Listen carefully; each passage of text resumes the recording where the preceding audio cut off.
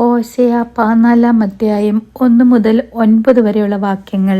ഇസ്രായേലേ, നിന്റെ ദൈവമായ യഹോവയുടെ അടുക്കലേക്ക് മടങ്ങി ചെല്ലുക. നിന്റെ അകൃത്യ നിമിത്തം അല്ലോ നീ വീണിരിക്കുന്നത്. നിങ്ങൾ അനുതാപവാക്യങ്ങളോടുകൂടെ യഹോവയുടെ അടുക്കൽ മടങ്ങിച്ചെന്ന് അവനോട്, സകല അകൃത്യത്തെയും ക്ഷമിച്ച് ഞങ്ങളെ കൃപയോടെ കൈക്കൊള്ളണമേ. എന്നാൽ ഞങ്ങൾ ഞങ്ങളുടെ അധരാർപ്പണമായ കാളകളെ അർപ്പിക്കും. അശ്ശൂർ ഞങ്ങളെ രക്ഷിക്കയില്ല. ഞങ്ങൾ കുതിരപ്പുറത്ത് കയറി ഓടുകയോ ഇനി ഞങ്ങളുടെ കൈവേലയോട് ഞങ്ങളുടെ ദൈവമേ എന്ന് പറയുകയോ ചെയ്യുകയില്ല. അനാഥന് തിരുസന്നിധിയിൽ കരുണ ലഭിക്കുന്നുവല്ലോ എന്ന് പറയുവിൻ. ഞാൻ അവരുടെ പിന്മാറ്റത്തെ ചികിത്സിച്ച് സൗഖ്യമാക്കും. എന്റെ കോപം അവനെ വിട്ടുമാറിയിരിക്കാൽ ഞാൻ അവരെ ഔദാര്യമായി സ്നേഹിക്കും.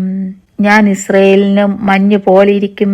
അവൻ താമര പോലെ പൂത്തു ലെബനോൻ വനം പോലെ വേരൂന്നും. അവന്റെ കൊമ്പുകൾ പടരും.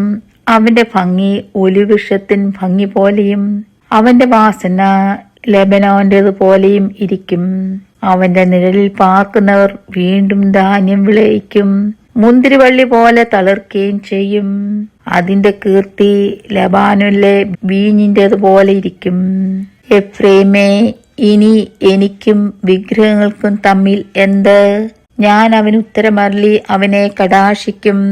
ഞാൻ താഴ്ചിരിക്കുന്ന സരള വൃക്ഷം പോലെയാകുന്നു. എങ്കിൽ നിനക്ക് ഫലം കണ്ടുകിട്ടും.